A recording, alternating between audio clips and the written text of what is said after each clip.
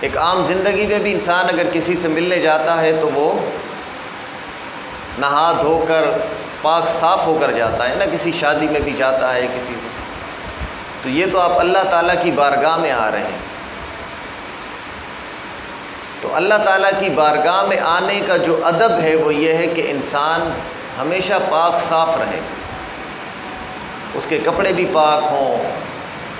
اس کا جسم بھی پاک ہو، اور پھر اس سے بڑھ کر آگے چل کر انسان کا جو باطن ہے، جو اندر ہے، جو انسان کا من ہے، وہ بھی پاک ہو۔ یہی وجہ ہے کہ صوفیاء کرام وضو پر بہت زیادہ زور دیا کرتے تھے، وہ خواہ سفر میں ہو یا کسی جگہ مقیم ہو، ہر وقت وہ باوضو رہتے تھے، اور ان کے نزدیک وضو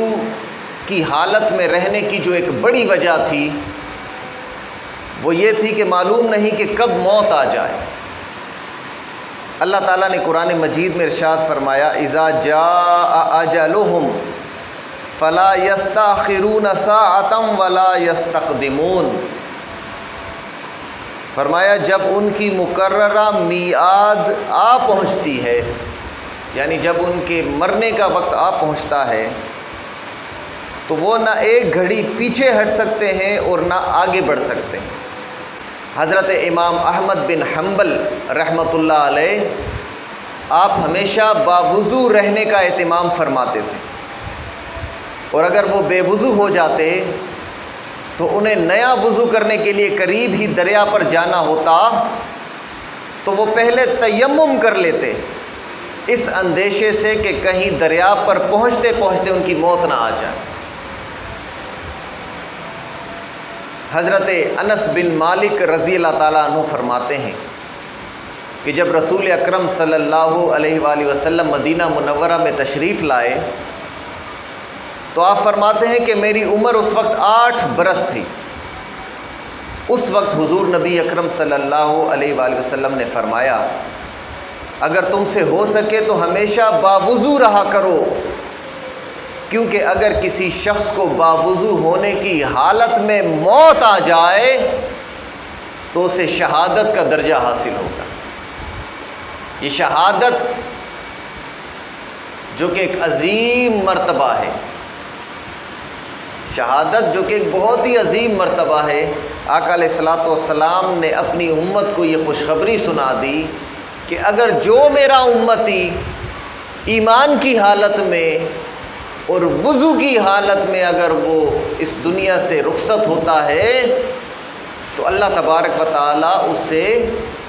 شہادت کا درجہ عطا فرماتا۔ سیدنا امام غزالی رحمۃ اللہ علیہ فرماتے ہیں، آپ فرماتے ہیں کہ کسی بھی انسان کے لیے ضروری ہے کہ اسے عبادات اور اعمال صالحہ کی طرف رغبت دلائی جائے، انسان کو اللہ تعالیٰ کی رحمت، بخشش اور انعام کی امید دلائی جائے، کیونکہ جب انسان کے اندر امید پیدا ہوتی ہے، جب انسان کو کوئی چیز نظر آنے لگتی ہے تو پھر کوئی بھی مشکل اس کے لیے مشکل نہیں رہتی۔ اس کی ایک چھوٹی سی مثال میں یہ دیتا ہوں کہ جب انسان کو یہ پتہ چل جائے کون ہے کہ جب انسان کو یہ پتہ چل جائے کہ فلاں جگہ پر شہد کا چھتا ہے اور وہاں سے اسے شہد ملنے کی امید ہو، تو پھر وہ یہ نہیں دیکھتا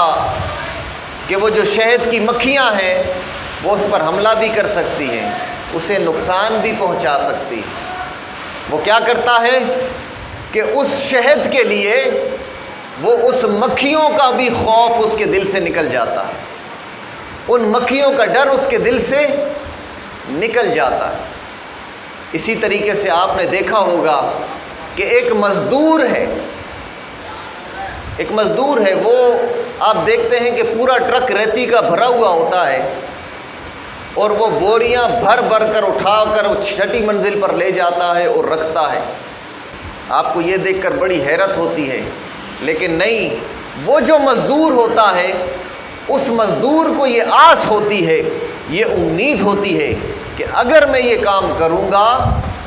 تو مجھے آخرت اس کے بعد آخر میں اس کی اجرت ملے گی، اس کی تنخواہ ملے گی۔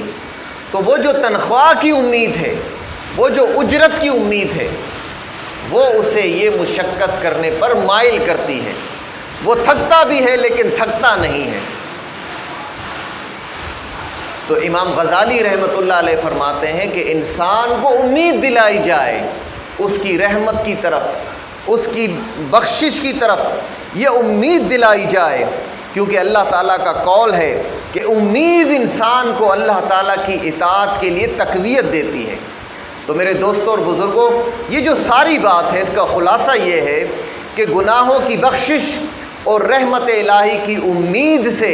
انسان کو سکون قلب ملتا ہے اور روحانی قوت انسان کی مضبوط ہوتی ہے،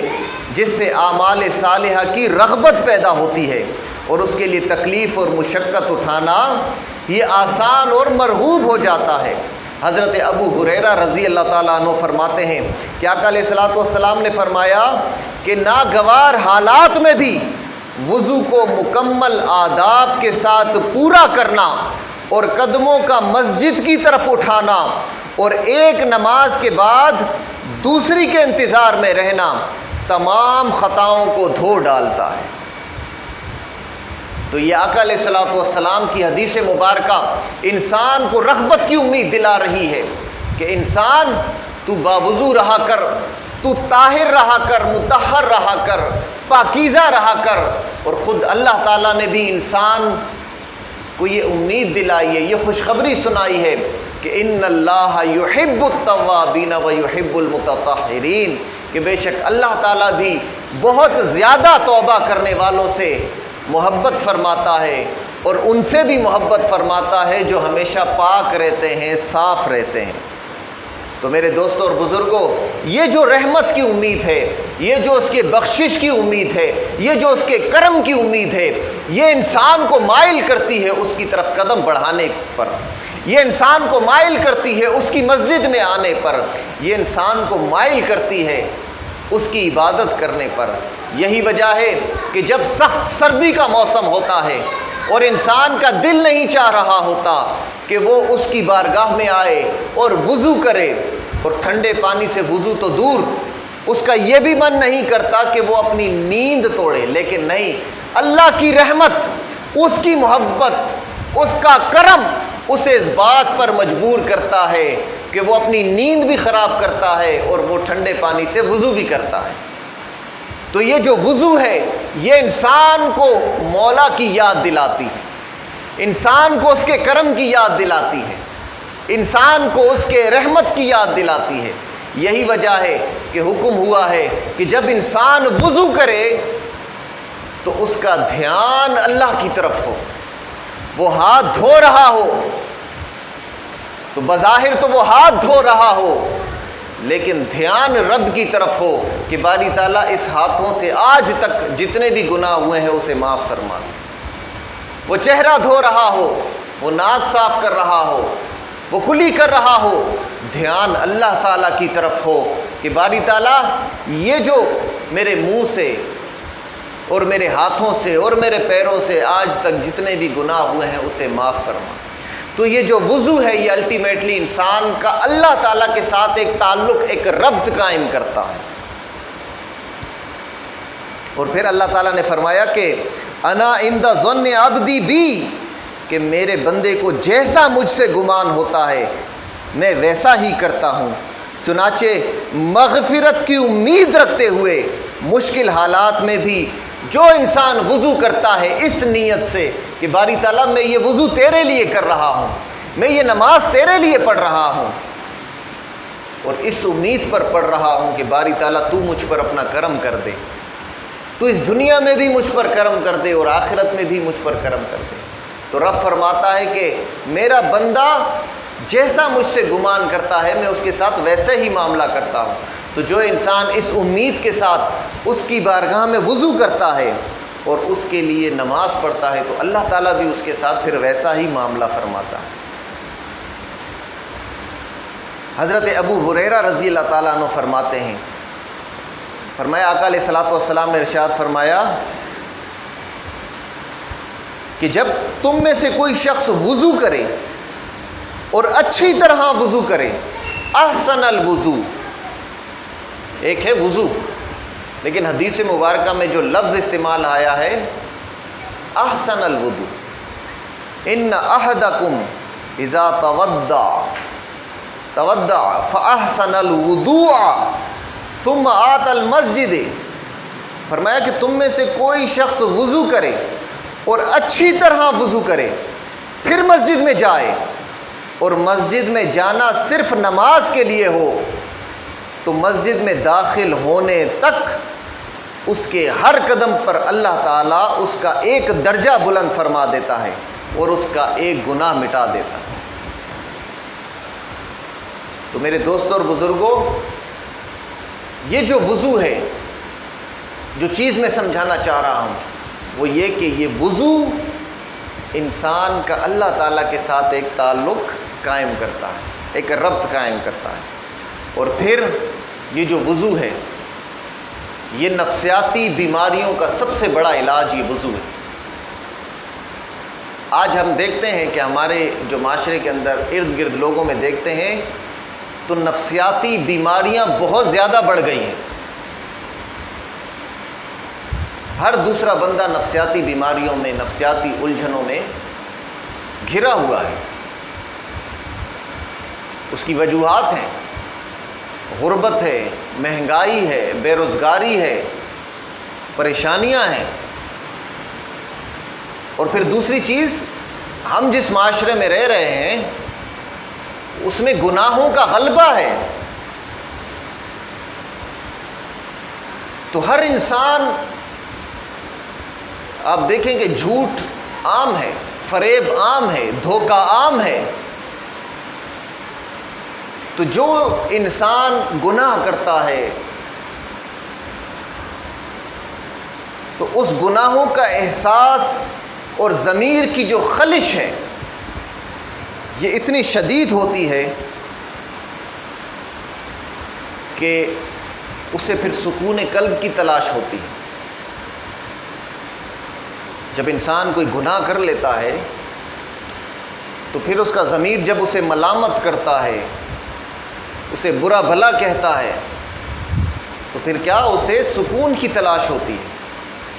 تو جب سکون اسے نہیں ملتا تو پھر کیا ہوتا ہے کہ اس کے جو اثرات ہوتے ہیں اس کے ذہن پر پڑتے ہیں۔ وہ بار بار وہی سوچتا اپنے منہ میں وہ باتیں کرتا رہتا ہے، رات کو سوتا ہے تو اس کو نیند نہیں آتی ہے۔ تو یہ جو حالت ہے انسان کی، قربان جائیں آقا دو جہاں صلی اللہ علیہ وآلہ وسلم کی ذات پر، کہ آپ کی جو تعلیمات ہیں وہ نہ صرف یہ کہ انسان کی اخلاقی طور پر انسان کو بہتر کرتی، روحانی طور پر انسان کو بہتر کرتی، بلکہ آپ کی جو تعلیمات ہیں وہ اس میں انسان کی جو طبی بیماریاں ہیں، جو نفسیاتی بیماریاں ہیں، ان کا بھی علاج موجود ہے۔ آقا دو جہاں صلی اللہ علیہ وآلہ وسلم نے کبھی انسان کو رب کی رحمت سے مایوس نہیں ہونے دیا۔ آقا علیہ الصلوۃ والسلام نے ہمیشہ گناہگاروں کو یہ امید دلائی کہ آؤ، اس رب کا در حاضر ہے، اس رب کا در کھلا ہے، آؤ اس کی بارگاہ میں معافی مانگو، آؤ اس کی بارگاہ میں توبہ کرو۔ یہی وجہ ہے کہ جب اللہ تبارک و تعالیٰ نے توبہ کی بات کی تو ساتھ میں طہارت کی بھی بات کی۔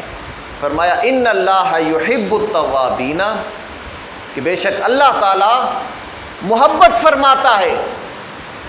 جو توبہ کرتے ہیں، وَيُحِبُّ الْمُتَطَہِّرِينَ، اور ان سے بھی محبت فرماتا ہے جو طہارت اختیار کرتے ہیں، پاکیزگی اختیار کرتے ہیں۔ تو توبہ کے ساتھ طہارت کو رکھا ہے۔ ہم نے یہ چیز فرما دی، ایک نسخہ بتا دیا کہ اس کے حضور توبہ کرو، معافی مانگو اور پھر طہارت اختیار کرو۔ آقا دو جہاں صلی اللہ علیہ وآلہ وسلم نے فرمایا من تودع فاحسن الوضوء خرجت خطاياه من جسده حتى تخرج من تحت اظفاره، فرمایا جس شخص نے وضو کیا اور اچھے طریقے سے وضو کیا اس کے جسم سے اس کی خطائیں نکل جاتی ہیں، حتیٰ کہ اس کے ناخنوں کے نیچے سے بھی نکل جاتی، جو اس کے ناخنوں کے نیچے جو میل کچیل ہے، یہ جو بظاہر میل کچیل، وضو سے نہ صرف میل کچیل نکلتا ہے بلکہ انسان کی جو خطاؤں کے جو اثرات ہیں، جو گناہوں کے اثرات ہیں، وہ بھی پاک ہو جاتے ہیں۔ فرمایا کہ حضرت ابو ہریرہ رضی اللہ تعالیٰ فرماتے ہیں کہ آقا علیہ الصلوۃ والسلام نے فرمایا قیامت کے روز تم اس حال میں اٹھو گے کہ تمہارے چہرے اور ہاتھ پاؤں وضو کی وجہ سے سفید اور چمک رہے ہوں گے۔ تم میں سے جو شخص طاقت رکھے وہ اپنے ہاتھ پاؤں اور چہرے کی روشنی کو اور زیادہ کرے، یعنی دنیا میں زیادہ سے زیادہ وضو کرے، طہارت اور پاکیزگی کا خیال رکھے۔ تو میرے دوستوں اور بزرگوں، وضو کا پانی جس طرح انسان کی ظاہری آلودگیوں کو جسم سے دور کرتا ہے، اسی طرح جو اعضاء کے گناہوں کی جو آلودگیاں ہیں اس کو بھی پاک فرما دیتا ہے۔ آقا علیہ الصلوۃ والسلام نے فرمایا کہ جب کوئی مسلمان وضو کرتا ہے اور اپنے چہرے کو دھوتا ہے تو اس کی آنکھوں سے سرزد ہونے والی تمام خطائیں پانی سے دھل جاتی ہیں، اور جب وہ دونوں ہاتھ دھوتا ہے تو اس کے ہاتھوں سے سرزد ہونے والی خطائیں پانی کے ساتھ ہی نکل جاتی ہیں، اور جب وہ کانوں کا مسح کرتا ہے تو اس کو کانوں کی خطائیں نکل جاتی ہیں، اور جب دونوں پاؤں دھوتا ہے تو جن گناہ کے کاموں کی طرف وہ چل کر گیا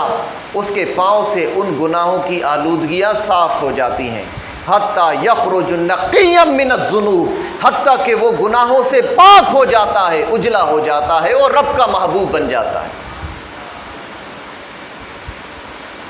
تو میرے دوستوں اور بزرگوں، اللہ تعالیٰ نے کتنا کرم کیا ہے اپنے بندوں پر، اور پھر وضو میں کوئی مشکل بھی نہیں رکھی۔ لا یکلف اللہ نفسا الا وسعہا، اللہ تعالیٰ انسان پر اس کی جو استطاعت ہے اس سے زیادہ بوجھ نہیں ڈالتا۔ وضو کے دوران آپ دیکھتے ہیں کہ یہ نہیں کہا گیا کہ پورا جسم دھو لو، غسل کر کے آؤ، نہیں، وضو میں وہ چیزیں، ان چیزوں کو دھونا شرط قرار دیا ہے کہ جو کھلی ہوئی ہوتی ہیں، جیسے ہمارا چہرہ ہے کھلا ہوا ہے، ہمارے پیر کھلے ہوئے ہیں، ہمارے ہاتھ کھلے ہوئے ہیں، اور یہ جو چیزیں ہیں یہی آپ باہر گھومتے پھرتے ہیں تو میل کچیل کہاں لگتی ہے؟ آپ کی جو کھلی ہوئی چیزیں ہیں ان پر یہ میل کچیل لگتی ہے۔ تو حکم ہوا کہ ان کو ایسا پاک کر دو، ایسا اجلا کر دو کہ یہ رب کے حضور حاضری کے قابل ہو جائیں۔ تو وضو نہ صرف آپ کا ظاہری میل کچیل دھوتا ہے بلکہ آپ کے جو باطنی میل کچیل ہیں، جو گناہوں کے اثرات ہیں، ان کو بھی پاک اور صاف کر دیتا ہے۔ تو جب میں یہ کہتا ہوں کہ وضو انسان کی جو گناہوں کے اثرات ہیں ان کو بھی ختم کر دیتا ہے، تو آپ کے ذہنوں میں یہ سوال ضرور ابھرتا ہوگا کہ کیا گناہوں کے اثرات وہ بھی انسانی جسم پر موجود ہوتے ہیں؟ اور پھر کیا پانی بھی عقل و شعور رکھتا ہے اور گناہوں کی آلودگی دھونے کی صلاحیت رکھتا ہے؟ یہ دو سوال آپ کے ذہن میں آ سکتے ہیں۔ تو میرے دوستوں اور بزرگوں، جہاں تک پہلے سوال کا تعلق ہے کہ کیا گناہوں اور خطاؤں کے اثرات بھی انسان کے جسم پر موجود ہوتے ہیں، تو اس کا جواب ہاں میں ہے کہ بالکل انسان کے جو جسم ہے اس کے اوپر اس کے گناہوں کے اثرات موجود ہوتے ہیں۔ حضرت امیر المومنین حضرت عثمان غنی رضی اللہ تعالیٰ عنہ کی خدمت اقدس میں ایک شخص حاضر ہوا۔ اس سے پہلے وہ کسی غیر محرم خاتون کو تکتا رہا تھا۔ آپ نے اسے دیکھا تو فرمایا کہ کوئی آدمی میرے پاس آتا ہے کہ اس کی آنکھوں میں زنا کا اثر ہوتا ہے۔ اس شخص نے کہا، وہ شخص حیران رہ گیا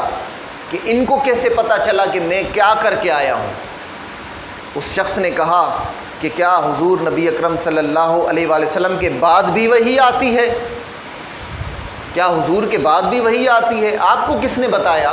کہ میں کیا کر کے آیا ہوں؟ تو حضرت عثمان غنی رضی اللہ تعالیٰ عنہ فرماتے ہیں کہ نہیں، یہ مومن کی فراست ہے، یہ مومن کی بصیرت ہے جو اللہ تبارک و تعالیٰ اسے عطا فرماتا ہے۔ اور دوسری چیز کہ کیا پانی بھی عقل اور شعور رکھتا ہے؟ جس طرح انسان عقل و شعور رکھتا ہے، کیا پانی بھی اسی طرح عقل و شعور رکھتا ہے؟ اس کو کیسے پتہ چلتا ہے باطنی آلودگی کا؟ کیا پانی بھی عقل اور شعور رکھتا ہے اور گناہوں کی آلودگی صاف کرنے کی صلاحیت رکھتا ہے؟ تو اس سوال کا جواب ہے وہ قرآن مجید نے ہمیں دے دیا ہے۔ قرآن مجید میں اللہ تعالیٰ نے ارشاد فرمایا یسبح للہ ما فی السماوات و ما فی الارض، یعنی ہر وہ چیز جو آسمانوں میں ہے اور جو زمین میں ہے وہ اللہ تعالیٰ کی تسبیح کرتی ہے۔ ہر وہ چیز جو زمین میں ہے اور آسمانوں میں ہے وہ اللہ تعالیٰ کی تسبیح کرتی ہے۔ تو جو تسبیح کرتا ہے یقیناً اس میں شعور ہوگا کہ نہیں ہوگا؟ پانی بھی ان چیزوں میں شامل ہے، ہوا، مٹی، بادل، یہ سارے اللہ تبارک و تعالیٰ کی تسبیح بیان کرتے ہیں، اور جو تسبیح بیان کرتا ہے یقیناً وہ شعور بھی رکھتا ہے۔ اور پھر اللہ تعالیٰ نے فرمایا وَإِن مِّن شَيْءٍ إِلَّا يُسَبِّحُ بِحَمْدِهِ وَلَٰكِن لَّا تَفْقَهُونَ تَسْبِيحَهُمْ، فرمایا کہ اور جملہ کائنات میں جو بھی چیز، کوئی بھی چیز ایسی نہیں جو اس کی حمد کے ساتھ تسبیح نہ کرتی ہو، لیکن تم ان کی تسبیح کی کیفیت کو نہیں سمجھتے۔ یہ آگ، ہوا، مٹی، پانی، زمین، شجر، حجر، نباتات، جمادات، ہر چیز اللہ تعالیٰ کی تسبیح کرتی ہے، لیکن تم ان تسبیح کی جو کیفیت ہے اس کو سمجھ نہیں سکتے۔ پھر شیخ سعدی رحمۃ اللہ علیہ فرماتے ہیں کہ کائنات کی ہر چیز جو تجھے نظر آ رہی ہے وہ ذکر الہی میں مصروف ہے، لیکن یہ وہی جانتا ہے جس کے باطنی کان ہیں۔ مولانا روم علیہ رحمہ فرماتے ہیں اپنی مثنوی میں کہ ہوا، مٹی، پانی اور آگ یہ سب اللہ تعالیٰ کے مطیع اور غلام ہیں، یہ میرے تیرے سامنے تو مردہ ہیں لیکن حق کے تعالیٰ کے سامنے زندہ ہیں۔ تو قرآن مجید میں ارشاد فرمایا انزل من السماء ماء فاحیا بہ الارض بعد موتها، فرمایا کہ اس آسمان کی جانب سے پانی اتارا اور اس کے ذریعے سے زمین کو اس کے مردہ یعنی بنجر ہونے کے بعد زندہ کیا اور سرسبز و شاداب کیا۔ تو وہ پانی جو ایک بنجر زمین کو، ایک مردہ زمین کو سرسبز اور شاداب بنا سکتی ہے، اسے زندگی دے سکتی ہے، تو پھر وہ پانی خود کیوں زندہ نہیں ہوگا؟ پھر وہ پانی خود کیوں عقل و شعور نہیں رکھتی ہوگی؟ اور پھر قرآن مجید میں حضرت موسیٰ علیہ السلام کا یہ واقعہ بیان ہوا ہے کہ جب حضرت موسیٰ علیہ السلام نے، جب فرعون کا لشکر آپ کے پیچھے تھا اور آپ دریائے نیل کے کنارے پہنچے تو آپ نے دریائے نیل کو حکم دیا اور اس دریائے نیل نے رستہ دے دیا اور آپ دریائے نیل سے ہوتے ہوئے گزر گئے، لیکن جب اسی پانی کے اندر فرعون کا لشکر گزرتا ہے تو وہ پانی اسے غرق کر دیتا ہے۔ وہ پانی بھی جانتا ہے کہ کون رب کا پیارا ہے اور کون رب کا نافرمان ہے، وہ پانی بھی جانتا ہے۔ تو جو پانی یہ جانتا ہے کہ کون رب کا پیارا ہے، کون رب کا نافرمان ہے، تو کیا اس پانی کو یہ خبر نہیں ہوگی کہ انسان کے چہرے پر کتنی نجاست ہے، گناہوں کی کتنی آلودگیاں ہیں؟ تو وہ پانی جو اللہ کا مطیع ہے، اللہ کا فرما بردار ہے، جو ہر وقت اللہ کی تسبیح بیان کرتا ہے، یہ پانی جب انسان کے جسم کو چھوتا ہے، یہ پانی جب انسان کے چہرے کو چھوتا ہے تو وہ اسے بھی پاک اور صاف کر دیتا ہے اور گناہوں کے اثرات کو ختم کر دیتا ہے، میل کچیل کو ختم کر دیتا ہے، انسان کو پاک اور اجلا بنا دیتا ہے۔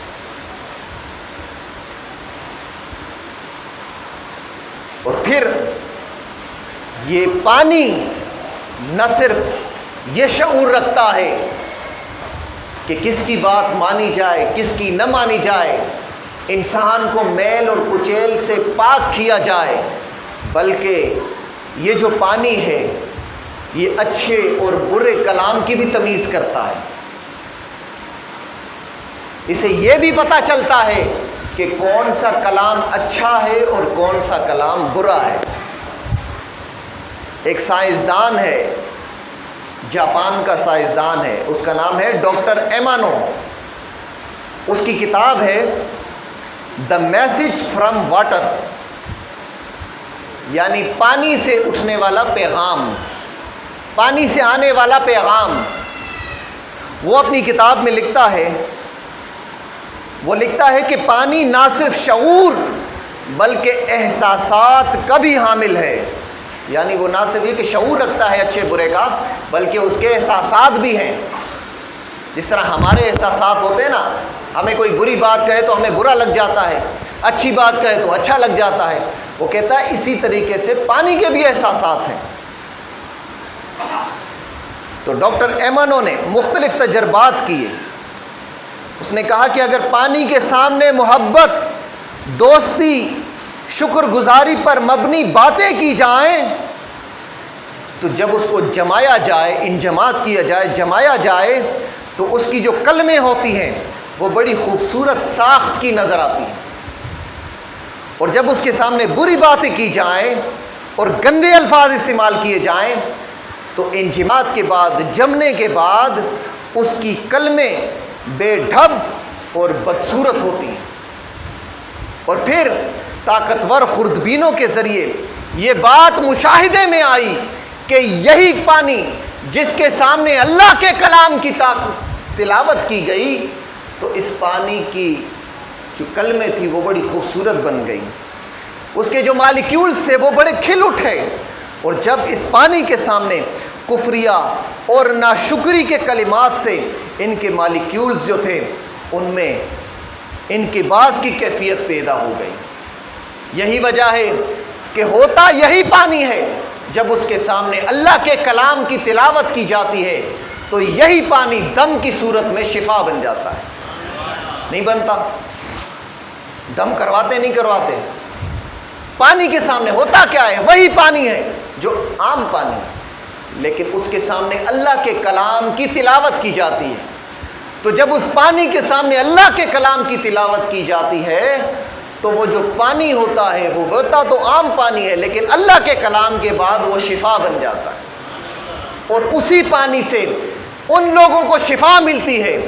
جن کو طبیبوں اور حکیموں سے شفا نہیں ملتی۔ ثابت ہوا کہ یہ پانی بھی عقل و شعور رکھتا ہے۔ امام عبد الوہاب شعرانی رحمۃ اللہ علیہ لکھتے ہیں کہ امام اعظم ابو حنیفہ رحمۃ اللہ علیہ پانی کو دیکھ کر پہچان لیتے تھے کہ یہ دھون گناہ کبیرہ کا ہے یا گناہ صغیرہ کا ہے۔ امام شعرانی آپ فرماتے ہیں کہ ایک بار حضرت امام اعظم ابو حنیفہ رحمۃ اللہ علیہ کوفہ میں ایک حوض پر تشریف لے گئے جہاں ایک نوجوان وضو کر رہا تھا۔ امام صاحب کی نظر اس جوان کے استعمال شدہ پانی پر پڑی تو فرمایا کہ میرے بیٹے، ماں باپ کو دکھ دینے سے توبہ کیا کر۔ یعنی اس پانی کے جو اثرات تھے اس نے بتا دیا کہ یہ جو بندہ ہے یہ والدین کا نافرمان ہے۔ تو آپ نے اسے نصیحت کی کہ بیٹا، والدین کو دکھ نہ دیا کر، ان کی عزت کیا کر، ان کا ادب کیا کر، ان کا احترام کیا کر۔ تو اس نے فوراً آپ کے سامنے توبہ کی۔ اسی طرح ایک شخص کے وضو کا پانی دیکھ کر آپ نے فرمایا کہ اے میرے بھائی، زنا سے توبہ کر لو، تو اس نے بھی فوراً توبہ کر لی۔ تو میرے دوستوں اور بزرگوں، یہ جو وضو کا پانی ہے یہ نہ صرف انسان کی ظاہری آلودگیوں کو پاک کرتا ہے بلکہ انسان کی جو جسم پر گناہوں کے اثرات ہیں ان کو بھی پاک اور صاف کر دیتا ہے، ان کو بھی اعلیٰ اجلا بنا دیتا ہے، اور انہیں اس قابل بنا دیتا ہے کہ وہ بھی رب کے حضور حاضر ہوں اور وہ بھی رب کے محبوب بن جائیں۔ اللہ تبارک و تعالی ہم سب کو پاکیزگی اور طہارت نصیب فرمائے، اور ہمیں ہمیشہ پاک اور صاف اور اجلا رہنے کی توفیق عطا فرمائے، اور اس پاکی، اس طہارت اور اس اجلا رہنے کی وجہ سے اللہ تعالی ہمیں بھی اپنے محبوبین میں شامل فرما دے۔ وآخر دعوانا ان الحمد للہ رب العالمین۔